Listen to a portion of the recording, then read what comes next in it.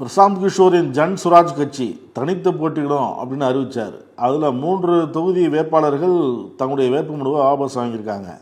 இப்போ அவர் பிரசாந்த் கிஷோர் இது குறித்து சொல்லும்போது பாஜகக்காரங்க மிரட்டுறாங்க, அதனுடைய தாக்கம்தான் இவங்க 3 பேர் வாபஸ் வாங்கினது, நிச்சயம் ஆட்சி மாற்றம் இருக்கும் அப்படின்னு சொல்கிறாரு. ஆனால் உங்களை நீங்கள் ஏற்கனவே சொன்னீங்க நேர்காணலில், பிஜேபியோட ஆலோசனையில் அவங்களுடைய ஆசீர்வாதத்தால் தான் இவர் தனியாக நிற்கிறாரு,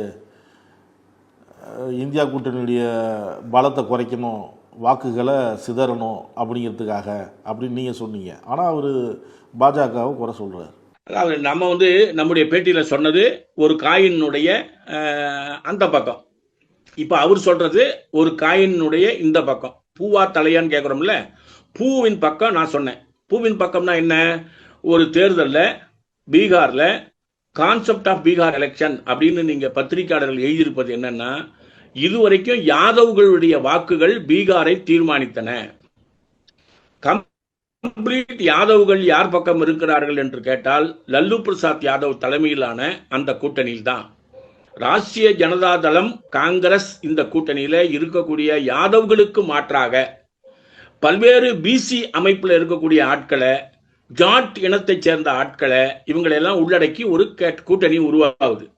அந்த கூட்டணியை கையில் வைத்துக் கொண்டுதான் நிதிஷ்குமார் பீகார் தேர்தலை பிஜேபி இல்லாமல் நடத்தி கொண்டிருந்தார்.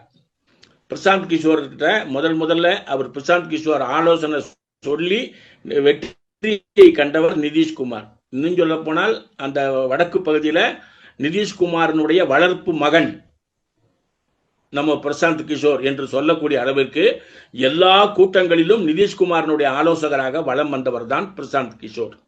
ஒரு காலகட்டத்தில் பிரசாந்த் கிஷோர் வெளியில வருவதற்கான காரணம், அவருடைய வரலாறு 2025 வரைக்கும் 2006 ஒரு ஆங்கில நாளிதழில் போட்டிருக்காங்க. அந்த ஆங்கில நாளிதழில் சொல்லக்கூடிய சப்ஜெக்ட் என்னன்னு சொன்னா, பல ஆட்களுக்கு ஆலோசனை சொல்லி அதன் மூலமாக நிதியை பெற்ற இவர் அரசியலில் இறங்க வேண்டும் என்று ஆசைப்பட்டதே பீகாருக்கு தான். ஆனால் பீகார்ல அவர் கேட்ட அந்த எதிர்பார்த்த ரெஸ்பான்ஸ் என்பது இல்லாததுனால மீண்டும் ஒரு கட்சியை துவங்கி அந்த கட்சியின் மூலமாக சில ஏற்பாடுகளை பண்றாரு.